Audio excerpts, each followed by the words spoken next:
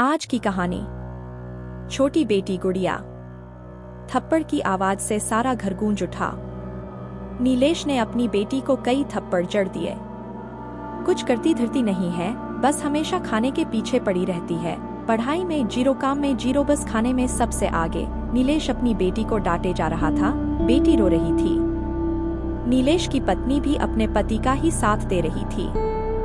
नीलेश की दो बेटियों में उसकी छोटी बेटी कुछ सीधी थी या कहो प्रीमैच्योर थी। 13 साल की होने के बाद भी उसका मन 7 से 8 साल के बच्चों जैसा था, जबकि शारीरिक विकास सामान्य था। पढ़ाई में भी ज्यादा अच्छी नहीं थी। उसके कारण पति पत्नी दोनों चिंतित रहते थे। आध्यात्मिक प्रवृत्ति का नीलेश वैसे अपनी दोनों बेटियों को बहुत प्यार करता था, परंतु कभी कभी गुस्से में आपा खो देता था। ऑफिस से आते ही पत्नी द्वारा छोटी बेटी की शिकायत करने पर वह गुस्से से पागल हो गया था। तुमने ये चॉकलेट बिना पूछे क्यों खाई? जवाब दो, अब आगे से ऐसा करोगी। बेटी रो रही थी, परंतु पीटने के बाद भी ढीठ बनी कोई उत्तर नहीं दे रही थी। इससे नीलेश और ज्यादा आग बबूला हो गया और खड़ी हुई बेटी को पीछे की ओर धक्का दे दिया। पीछे पड़े हुए डबल बेड से उसका सर टकरा गया और बेटी चीख कर बेहोश हो गई। नीलेश का सारा गुस्सा हवा हो गया। जल्दी से डॉक्टर के पास बच्ची को ले जाया गया, परंतु ब्रेन हेमरेज हो जाने के कारण बच्ची ना बच सकी। घर वालों ने जल्दी जल्दी बच्ची का अंतिम संस्कार कर दिया, परंतु नीलेश डिप्रेशन में चला गया। उसे अपनी छोटी बेटी को खोने का गहरा सदमा लगा। अनेक डॉक्टरों व साइकोलॉजिस्ट से उसका महीनों इलाज चला। कहाँ भी जाता है, वक्त का मरहम बड़े से बड़े जख्म को भर देता है। वह 10 से 11 महीनों में सामान्य हो गया। वह अपनी बेटी के मरने के बाद 10 से 11 महीनों के बाद आज रात्रि में अपने अध्ययन कक्ष में गया था। कमरे का ताला खोलकर कमरे की थोड़ी सफाई की और एक किताब लेकर पढ़ने लगा। पढ़ते पढ़ते उसे रात्रि का 1 बज गया था। अचानक हवा का एक हल्का झोंका उसके शरीर से टकराया। पहले तो उसने ध्यान नहीं दिया, परंतु जब बार बार एक ठंडी हवा का झोंका उसके शरीर से टकराने लगा तो उसने अपने कमरे की खिड़कियों व दरवाजे की ओर देखा। वे सब बंद थे, पंखा भी नहीं चल रहा था। उसका ध्यान भंग हो गया।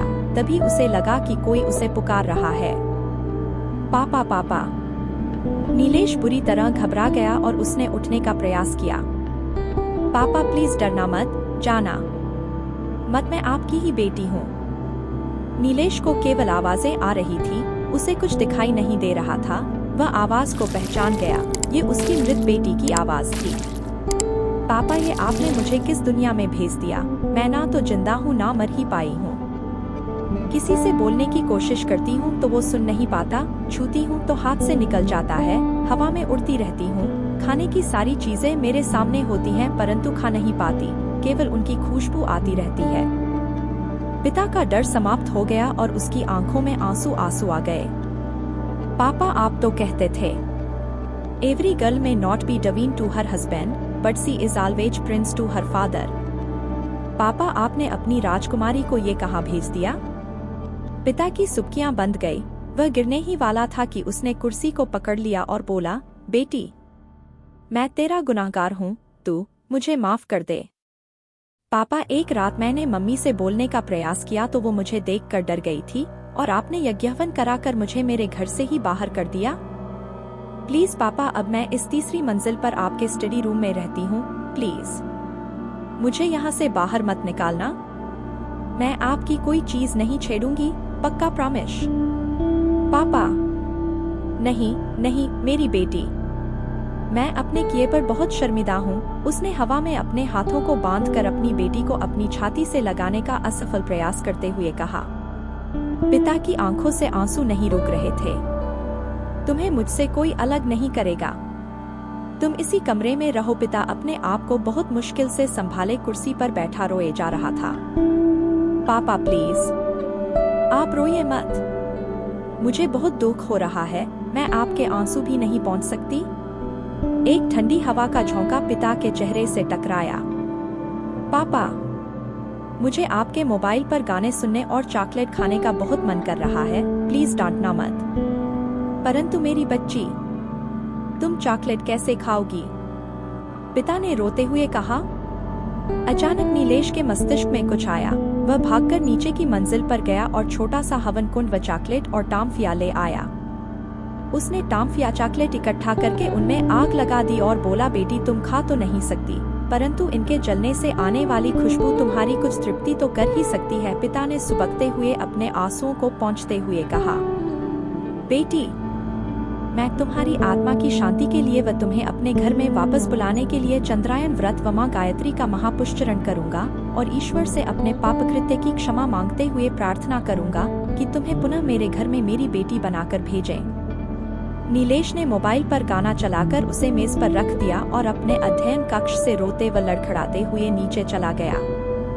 टॉफियां चॉकलेट की खुशबू से पूरा स्टडी रूम महक रहा था।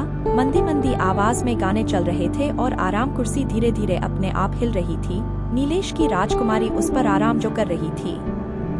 धन्यवाद, स्वस्थ रहिए, सदैव मुस्कुराते हुए अपने क्रोध पर काबू रखिए ताकि भविष्य में किसी के द्वारा किसी आत्मा को इस तरह भटकना न पड़े।